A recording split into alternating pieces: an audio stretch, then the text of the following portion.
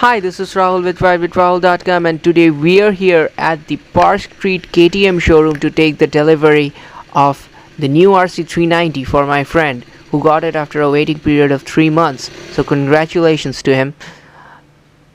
Do let me know in the comment section how much time you took to get your RC or Duke delivered to you. Today's video is about how to run in your motorcycle, because right after you got the bike, right after we did the photo shoot, the first question he asked me was, how do I run in my motorcycle? And this is a common question which I've been answering for the last 2 years, so I thought that in this video I'll cover it in detail. Now the first thing to do is to read your ownership manual, because most of the ownership manuals in any bike has a very good running in instructions. Most people don't read it, so go through it once, and even if you don't, then this video will surely help you to run in your motorcycle. The first thing to do is to tank up, because from the showroom there is very little fuel in the tank, so that is not good for your fuel pump. So whenever you get the bike, the first thing you do is go to a reputable fuel pump, gas it up. That's it. Then comes in the running in period, where you have to keep your RPMs low and run it in carefully. Remember, your final speed is not the important issue. The issue is your engine speed or rev limit. Keep your revs to 5.5 thousand RPM. Don't go over that, because if you go over that for a few seconds, suppose you're accelerating, you hit 8,000 RPM, that's not going to spoil your engine. But if you go to those high rev ranges, immediately drop back, because that way you will not damage your engine. But if you keep on high revving it, then it's not the revs but the heat that builds up, that's the enemy of your bike.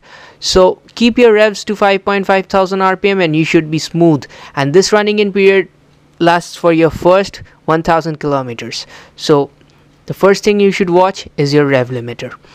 And for 6th gear in RC and Duke, you get around 80 plus speeds even in 5.5 thousand RPM. So it's not that you'll be going very slow trying to run it in properly. What you will not be doing is the harsh accelerations, no hard accelerating, and no super speed runs, and no hitting the rev limiter in every gear.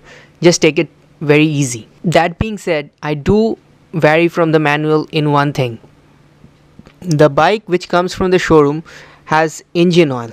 It is mineral oil grade, it is not full synthetic, and this engine oil is usually less lubricating, and for the first 30 kilometers the engine sheds a lot of metal particles. This makes this engine oil even more bad for the engine. So for the first 30 kilometers, let this mineral oil filled from factory run, then replace it. Don't go full synthetic, again use mineral oil.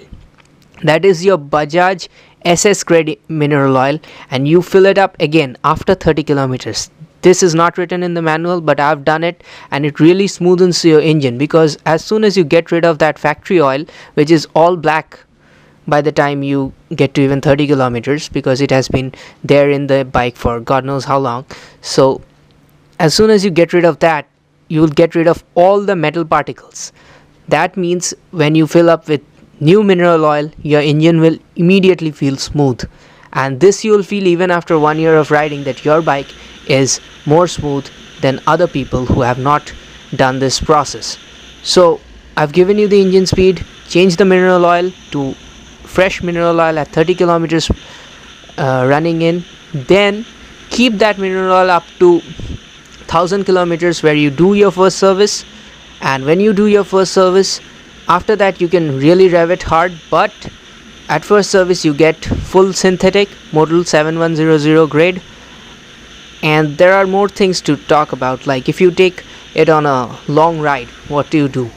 I don't support any very long rides. You can take it on a weekend ride of 100 or 200 kilometers, but don't take it on tours on a new motorcycle, because if you have any issues and it comes up while on the tour on the new motorcycle, it will be bad. And also, a new motorcycle is not supposed to run for very long periods.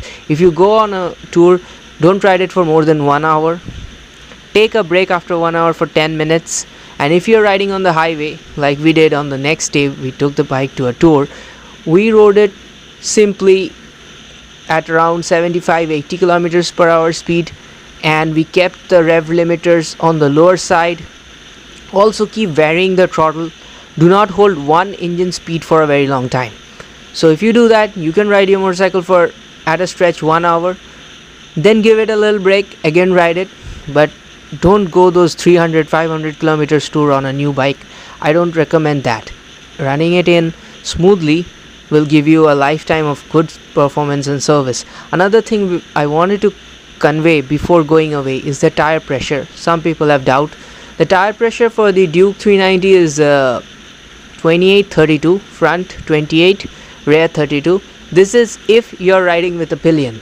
If you're a lightweight rider or if you're riding single most of the time, then I recommend 25-28, which is also very good for cornering. If you're going to do some cornering or if you love leaning your bike, then go for 25-28, because at 28-32 it feels a little bit, too light and there's not much grip in the corners. So I like keeping it 25-28 while I'm doing the cornering shoots and stuff. So that's my personal thing, but showroom recommends 28-32 with a pillion and 25-28 single riding, and that also keeps your ABS sensors working perfectly fine. So that's it for now. Do let me know in the comment section if you have any more suggestions about the running in, or if you differ with me in some areas, or if you like this video, give me a thumbs up. If you haven't subscribed, do subscribe.